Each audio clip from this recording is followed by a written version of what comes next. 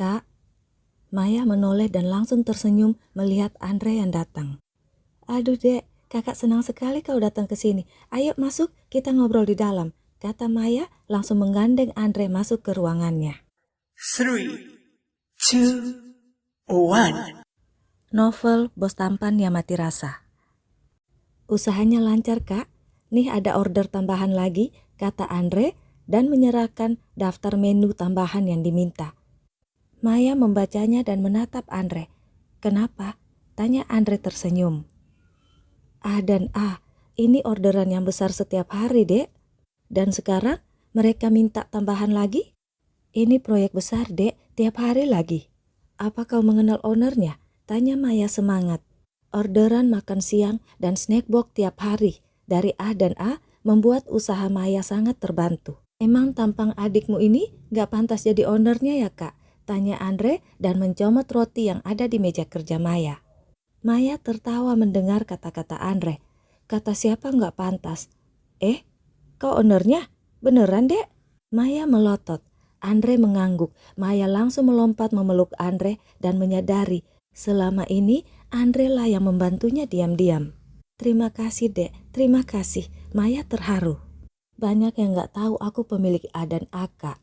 Itu lebih baik. Kakak ngerti kan maksudku?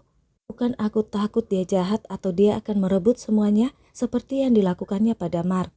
Tapi akan lebih baik dan lebih bagus kalau dia tidak tahu sama sekali.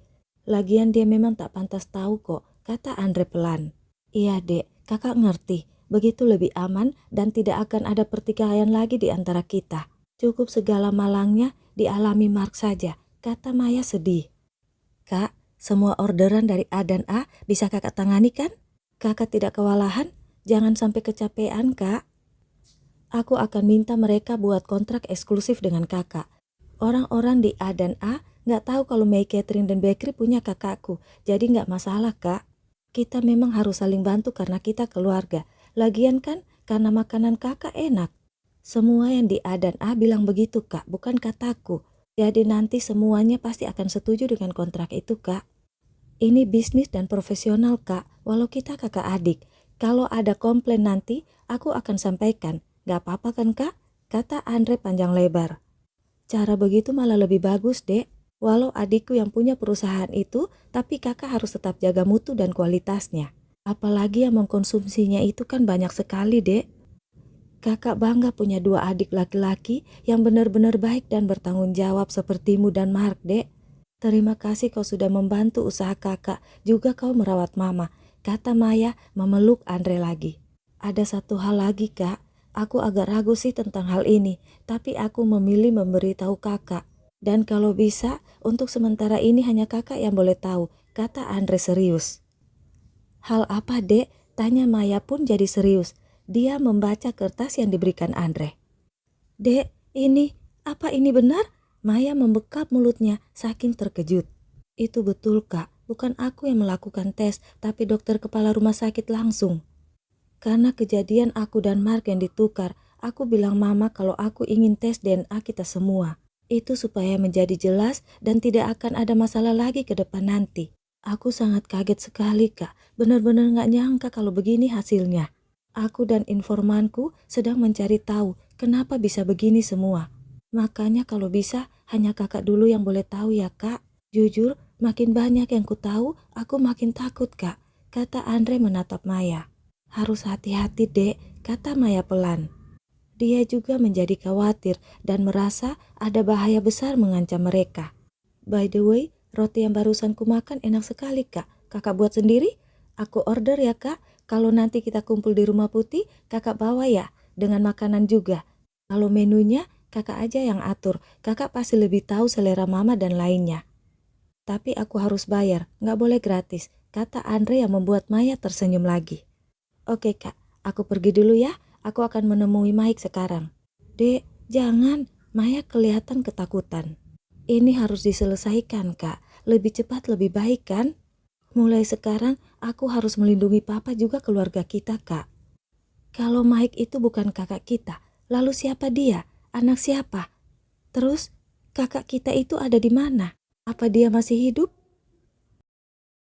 Setelah bertemu Maya itu, Andre menelpon dan minta Mike untuk bertemu. Mereka bertemu di room A5 seperti yang sudah ada sebagiannya di part sebelumnya, part ke-86. Sinta, di mana dia sekarang? Tanya Andre pada Mike. Urusan Sinta, biar aku yang cari tahu. Dokter tak berhak mengurus masalah ini, kata Mike ketus. Seharusnya begitu, itu memang bukan urusanku. Tapi itu kalau dia tak pernah masuk ke ruangan ini. Dan itu berkali-kali dia masuk ke ruangan ini. Sembunyi-sembunyi, apa yang dia cari? Kalau memang bukan kau yang menyuruhnya, gak perlu khawatir kalau aku mencari tahu. Bukannya lebih bagus kalau kita berdua sama-sama cari tahu. Itu akan lebih cepat menyelesaikan masalah dan tentu saja akan menghapus kecurigaanku padamu. Video Sinta ini bukan hanya aku yang tahu. Kalau orang-orang yang sudah melihat video ini tahu wanita itu adalah Sinta, mereka semua pasti langsung berpikiran kau yang menyuruhnya. Paham kan? Seperti apapun alasanmu untuk mengelak, kau tertuduh, kata Andre. Tapi itu bukan aku betul-betul tidak tahu tentang perbuatan Sinta itu. Sekarang dia menghilang, aku sama sekali tidak tahu dia di mana, bantah Mike lagi. Apa kau mencarinya? Atau kau justru membiarkan dia menghilang? Kenapa kau tak melaporkannya pada polisi? Cecar Andre. Lapor pada polisi? Lalu apa yang harus aku katakan? Pak polisi, selingkuhanku hilang, begitu? Mike teriak frustasi. Oke, aku maklum, kau pasti jaga image-mu. Tapi benar, kau mencarinya? Tanya Andre lagi. Tentu saja aku mencarinya, dia tidak bisa kuhubungi, itu tidak seperti biasanya. Aku tak mengenal keluarganya satupun, akhirnya aku diamkan saja. Aku sudah sangat pusing dengan masalah yang dihadapi di Dirgantara Company. Aku lebih fokus memikirkan itu. Bodoh amat Sinta hilang atau dia mati. Aku malah merasa lega tanpa dia, keluh Mike. Andre menatap Mike dan merasa kasihan juga. Oh ya, ini, coba dokter lihat, siapa tahu bisa jadi petunjuk, kata Mike memberi handphonenya pada Andre untuk dibaca. Ini pesan berisi ancaman untukmu, sejak kapan? Tanya Andre kaget. Semingguan ini, aku tak ingat, tuh ada tanggal-tanggalnya. Aku tak peduli diancam atau dibunuh dok. Apa maunya orang itu mengancamku, aku tak punya apa-apa sekarang, kata Mike lagi. Dia duduk lemas, terlihat sangat lelah. Oke, tapi ada satu masalah lagi. Aku tak bermaksud menambah bebanmu atau memperburuk situasi. Tapi ini sangat penting, kata Andre. Itu menyangkutku juga? Hal penting apa? Tanya Mike. Ada hal yang baru-baru ini aku dan ibumu tahu. Tapi hal itu belum bisa diberitahukan pada siapapun. Tapi karena hal itu terungkap, ibumu memintaku melakukan tes, kata Andre. Tes? Tes apa? Tanya Mike. DNA. DNA? Untuk apa? Pada siapa? Mike cuek tapi tiba-tiba langsung berdiri. Tes DNA? DNA siapa dok? Mark? Suara Mike terdengar panik. Tes pada semua anggota keluargamu termasuk Mark, jawab Andre menatap Mike ingin melihat reaksi Mike. Untuk apa? Ribet amat pakai tes-tes segala. Aku gak mau dites. Lagian tesnya harus dengan papa kan? Papa gak tahu di mana. Lebih baik aku pergi, kata Mike siap-siap untuk pergi. Hasil tes DNA-nya sudah keluar tadi. Itu sebabnya aku minta bertemu denganmu. Kau orang pertama yang kuberitahu sebelum kuserahkan pada ibumu, kata Andre. Mike berbalik. Mana hasilnya? Sini kulihat, kata Mike langsung mendekati Andre.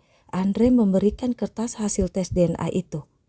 Mike membacanya berulang-ulang. Dia terlihat bingung dan kaget. Ini punyaku? Oh iya, namaku dan papa. Tapi, kok tidak cocok? Ini benar punyaku?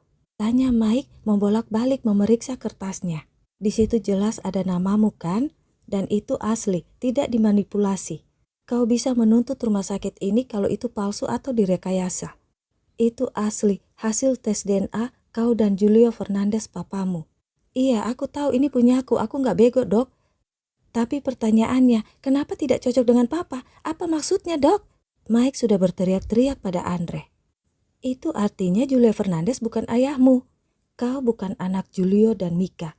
Bukan juga kakaknya Maya, apalagi Mark. Kau pasti akan bertanya, kenapa begitu? Itu dia, mana bisa aku tahu?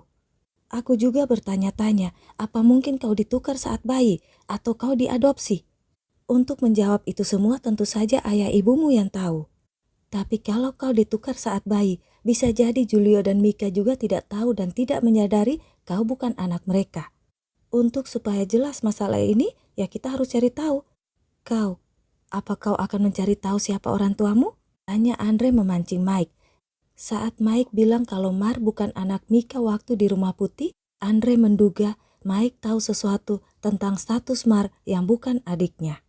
Aku juga tidak tahu apa yang terjadi. Mungkin juga bukan begitu. Bisa jadi mama dan papa tahu kalau aku bukan anak mereka.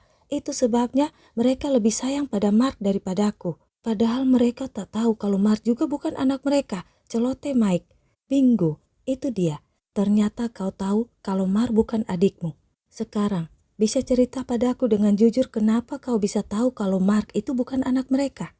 Todong Andre yang membuat Mike tersadar dia keceplosan. Mike tidak menjawab, dia bingung mencari alasan. Aku akan mengambil saham dan semua milikmu kalau kau tak jujur padaku. Kau belum tahu siapa aku, kata Andre datar dan dingin.